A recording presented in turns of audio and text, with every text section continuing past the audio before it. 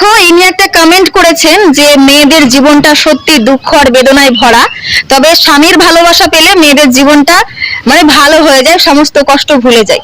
তো হ্যাঁ ভাই, তুমি ঠিকই বলেছো। আর মেয়েদের জীবনটা তখনই সবচেয়ে বেশি কষ্টের হয় যখন সে স্বামীর কাছে ভালোবাসার বদলে শুধুমাত্র কষ্ট, যন্ত্রণা আর অবহেলা পায়। একটা মেয়ে যখন বিবাহিত জীবনে তার স্বামীর ভালোবাসা পেতে শুরু করে, তখন সে তার জীবনের সমস্ত অতীতের কষ্ট এমনি এমনি ভুলে যাবে। সোনিয়া খাতুন নামে এক দিদিভাই কমেন্ট করেছে, সত্যি দিদিভাই তোমার কথাগুলো খুবই অসাধারণ, আর তুমি খুব সুন্দর কথা বলো বলেছে দেখো কমেন্টে। তো এত সুন্দর কমেন্ট করার জন্য খুবই ধন্যবাদ তোমাকে, অসংখ্য ভালোবাসা আমার তরফ থেকে। আর তুমিও তোমার তরফ থেকে খুবই ভালোবাসা এবং আশীর্বাদ জানিয়েছো।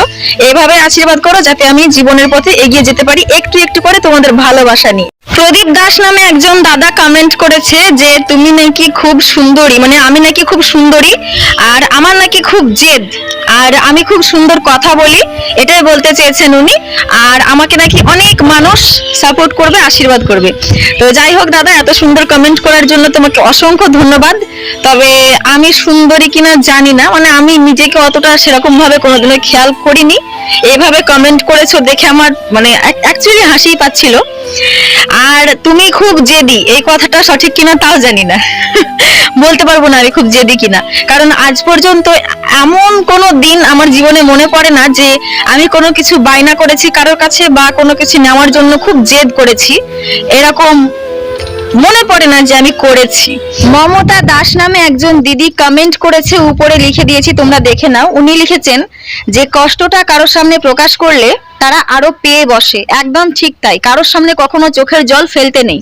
তুমি যদি কারোর সামনে ভেঙে পড়ো, চোখের জল ফেলো, তবে সে কিন্তু সে সময় তোমাকে হার্ট করবে না, কিন্তু তোমার যে দুর্বল জায়গাটা, তোমার দগদগে ঘাটা কোথায় আছে সে জেনে গেল।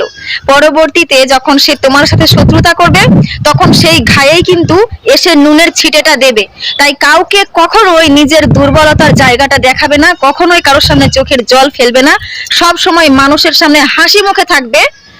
যতটাই নিজের মধ্যে কষ্ট হবে, কষ্টটা শুধুমাত্র একান্ত নিজের করে রাখবে, আর হাসি মুখটা বাইরে সবার সামনে দেখাবে।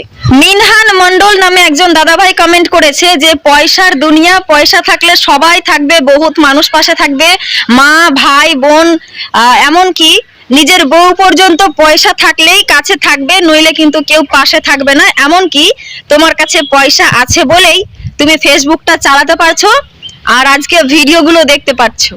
একদম ঠিক কথাই বলেছেন উনি, পয়সা ছাড়া কেউ পাশে থাকে না। আত্মীয় স্বজন, আপন মানুষ, নিজের প্রিয় মানুষ, সন্তান, নিজের সন্তান পর্যন্ত ছেড়ে চলে যায়।